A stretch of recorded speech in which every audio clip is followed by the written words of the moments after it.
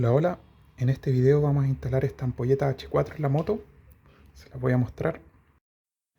Es esta ampolleta tipo proyector. Tiene una lupa y tiene, como toda H4 o HC1, tiene luces altas y bajas en LED. Como ven acá por este lado tiene un proyector. Y adentro de ese tiene un LED que es para las luces altas. Y es tipo lupa. Tiene un disipador de calor, que es un ventilador. Y tiene el típico conector H4 HC1 de 3 pins.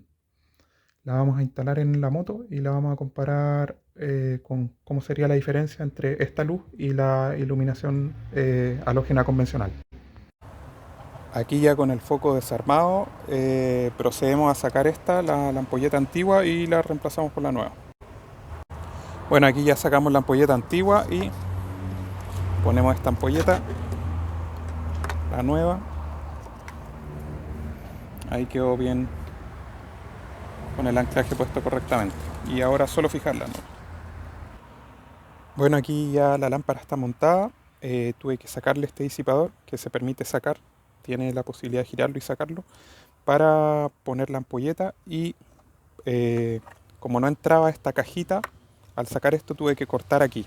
Hacerle un corte al soporte, pero después queda unido y queda funcionando igual. Así que eso deben tener en consideración.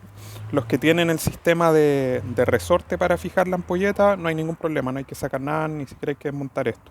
Aunque igual si lo desmontan les facilita el trabajo. Eso. Bueno, aquí ya está fijado el disipador de calor y ya está listo para montar de nuevo este foco y dejar instalado la ampolleta en la moto. Así que así es por el otro lado, así queda. Bueno, ahí les voy a mostrar la prueba, cómo funciona de noche.